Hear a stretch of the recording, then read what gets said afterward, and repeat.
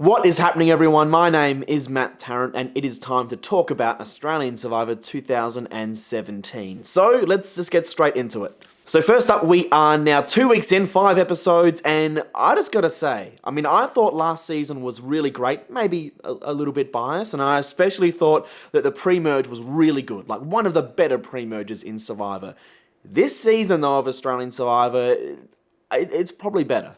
We are getting some huge characters, some really good, exciting, funny moves, and I'm really enjoying it so far. I gotta say, there are some really, really good casting choices in this season. Guys like Jericho, AK, Luke are just brilliant pieces of casting. I kind of still feel, though, the edit of Australian Survivor is just a little bit off, and I think it kind of comes down to the fact that we do have 55 days, 24 contestants, but this year I find they're struggling a bit more with that than what they did for our season. So I'm just not sure about those lower tier cast members right now. They might be really good.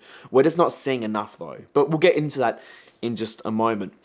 I think so far the marooning was incredible in that first episode. I think the cast is really strong. The shots and the way they're filming this season has been incredible. And the challenges. Like, I get so jealous watching these challenges because they just all look so epic. Really great job to the challenge team this year. They are doing a really, really great work on each of those challenges. And I think the American season might need to step up their game a little bit because I think our challenges now are better than theirs. So it's a bit of a challenge that's been thrown out to the American seasons. So what I wanted to do, I didn't want to go into a full power ranking so far over the cast because there are still 19 people out there in the game, and that's a lot of people to rank as a cast. It's going to take me a long time to do that. So what I wanted to do today was talk about who I think currently have the best chance of winning this game from what we're seeing so far from the edit, and the people who I think, just based off the edit, have no chance right now, and I look forward to them proving me wrong. So let's start maybe with the guys who I think right now are on the bottom of that list. The guys that I don't think are getting the right edit so far to win this game. And the first three are going to be pretty obvious because they're the three that you probably don't even know are in this game currently. Now, first up, we have a guy called Ben. Now, some of you might not even know Ben exists on this cast, and that's fair because there's been 5 episodes so far. He is yet to have a single confessional. In fact, I think only one line of dialogue in those 5 episodes. And I gotta be honest, I really feel for Ben. He's a super fan of this game, and that must really suck. Ben has put as much on the line as anyone else out there. He's going through the exact same stuff, and it's a little bit disappointing to see that he hasn't at least had 1 or 2 lines. We are getting such a heavy edit of some of these other players, guys like AK and Luke and Locky and Henry, these guys that the story's kind of following them, but nothing from these other guys. And I think it's pretty fair to get angry at the fact that he hasn't had just at least 1 line of dialogue. It's been 5 episodes. I don't want to see another Purple Kelly from the US seasons. I want to get to know Ben just at least a little bit. So show us a bit more. Maybe it shows he doesn't make a huge impact in this season, and maybe he won't make a huge impact in this season, but just show him something. And the same can be said for this next person. Odette, right now, she also is one of the people I think doesn't have a chance of winning this game. And again, she's only had a couple of confessionals, and those confessionals have all been really about someone else. They were mainly about Joan in that first episode, and they were negative as well. And that is not a good sign for someone that might win this game. So far, I think Odette's probably still going to be very much a pre-merge player. She might make it a little bit further than Ben, perhaps, but we're not getting a lot. It's one of these things. You look last season at the guys like your Tegans and your Barrys, the players that didn't get huge edits at all. I just hope we don't see that again. I hope that in the next couple of episodes, guys like Odette and Ben, they get a much greater edit, at least a couple of lines. That's all I'm asking. Now, the third player who so far is not getting much of an edit is Ziggy. Now, Ziggy, pre-game, we were getting so much from Ziggy. Similar to like an Amy. We heard so much from Ziggy pre-season, just like Amy, and then so far nothing really in the game. But Ziggy, she seems like she's in a strong position in an alliance. She seems like, her alliance are making the right moves and the right plan. She's playing a good social game, but we're just not seeing that as viewers. So I just don't know what's going on there. I think out of the 3 of these guys, I feel right now that Ziggy might have the best chance of making it further, and it might be kind of I don't know, a little bit like JL was post-merge, where she started to get a bigger edit a little bit further on. I hope that's the case, because I feel like Ziggy has a lot to give as a contestant. Just so far, we're not seeing it. So she has to be in the bottom 3 of likelihood of winning this game, I think. Now, following those 3, I want to talk about a couple of other players who I think, so far, based on their edit, they don't have a huge chance of winning this game, and I probably see them being voted out of this game somewhat soon. The first one is Sam. Now, Sam's tribe hasn't gone to tribal in the last couple of episodes, but based off of what we're seeing in ads, what we're seeing from the very minimal edit we're getting, most of her confessionals or most of her screen time has been kind of seen in a negative way, which isn't a good sign of winning this game, let's be honest. I mean, she's getting like kind of glares and looks, which she's probably not even pulling at her, let's be honest. They're probably just kind of little cutaways from the one moment she's got a sad or angry face, and they're using that against her. It's not a good sign. And I think right now it's looking like it's going to be a Mark and Sam versus a Henry and Jacqui. Jacqui and Henry are getting a really strong positive edit.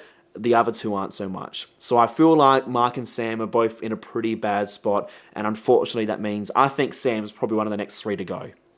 Now, another interesting one who's getting a bit more of an edit now, but again, it seems to be quite negative, is Tara.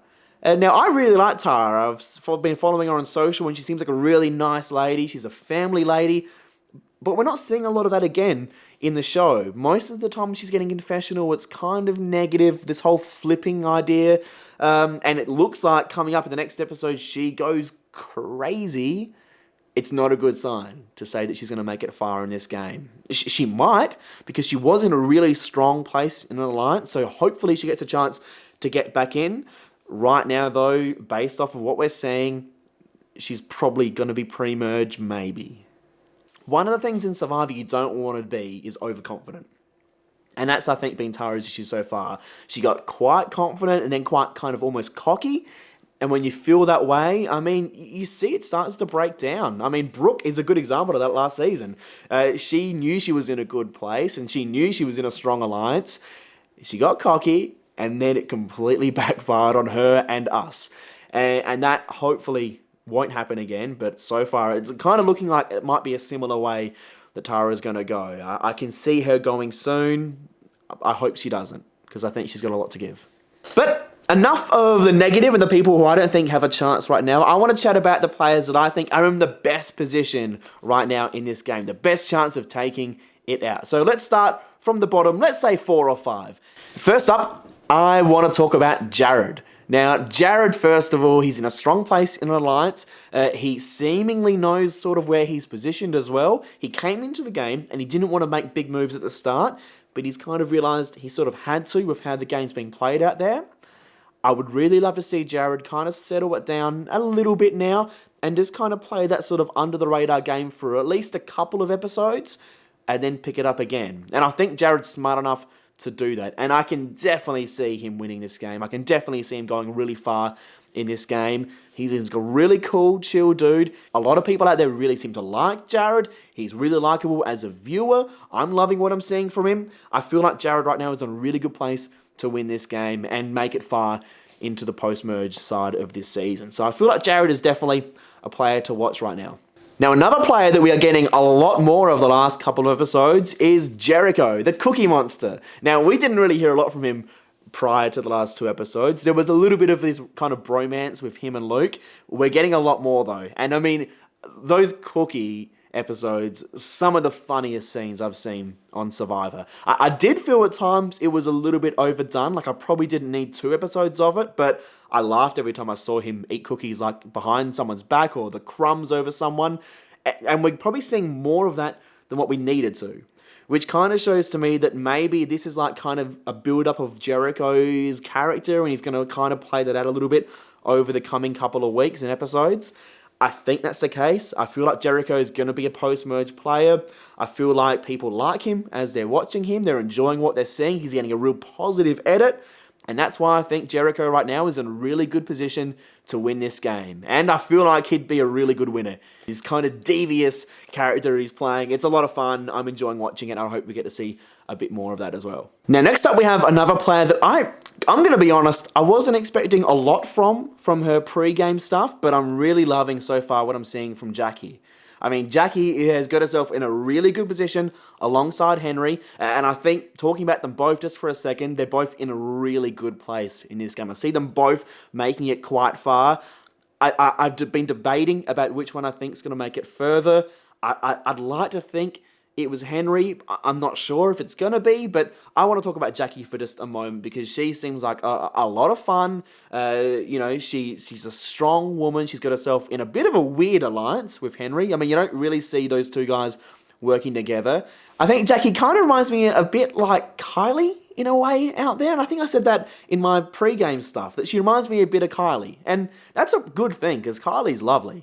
I felt like maybe Jacqui was going to be a bit much, but the fact that we are seeing her align herself alongside someone like Henry, and they seem to be getting along, he's sharing the idol with her, they seem to be working quite well together, it's a good sign her social game is really good, and I can see Jacqui going quite far into this game, alongside Henry as well. I think they're going to stick together for a while. I don't see that breaking up, and I look forward to seeing more of Jacqui as well. Now this next one is, I don't know, it's kind of a bit of a weird call, because I think AK has a chance of winning this game.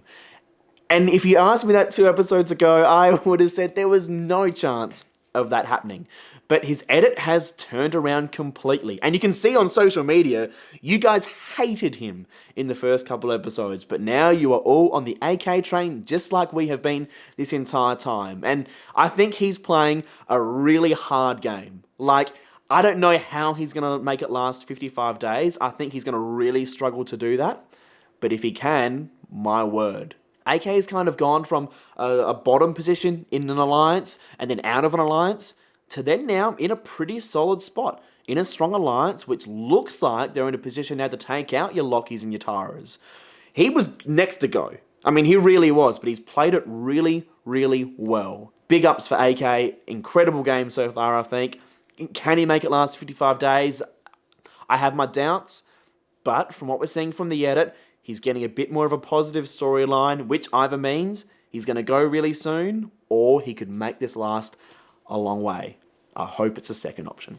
And my last player I want to talk about, who I think has possibly the best chance of winning this game right now, Sarah. I mean, Sarah is playing a really good game. She's in a really strong position. Again, real social. She's one of these pre-game players we saw a lot of, and she's one of the few of those players that's actually left, and she doesn't look like she's going anytime soon. I feel like Sarah right now is in a really strong place in an alliance. She's really strategically smart, a little bit under the radar, but not too much under the radar. I think Sarah right now is in the best position to win this game. She'd be number 1 on my power rankings, and I think she'd be a really good winner if she gets that chance as well. So right now, Sarah, I think, is in the best position to win this game. So there you have it. They're the players that I think right now are in the best position to win this game, and the players that I think right now are in the worst position to win this game. But in Survivor, that can change so quickly. I mean, just look at AK. As I said, like 2 episodes ago, most of you guys hated him. Most of you guys thought he was going to be next to go and you were looking forward to it. Now I would almost bet none of you want to see him go. So who knows? Some of these players at the bottom, they could switch to the top. Some of the players at the top could switch to the bottom. All I know is, so far, this season of Survivor has been truly epic, and I really want to know what you guys are thinking so far. Who you think will be leading your power rankings? I'm going to post my entire list of 19 contestants and where I think they're placed. But I do want to know who you think's in the bottom, who you think's at the top, where you think I got it right, where you think I got it wrong, and I'd love to know this. So guys, please subscribe for more of these videos. I really want to know what you think and what you're feeling. I took on all your advice and feedback last time, and hopefully this video has improved a little bit on those as well. I've spent a lot of money on things like sound, and I hope that's a little bit better as well, a little bit crisper. I guess the main thing is I hope you guys keep enjoying this season of Survivor, because it is an epic one, and I get the feeling there's a lot more epic to come. I'll see you guys next week. Enjoy Survivor.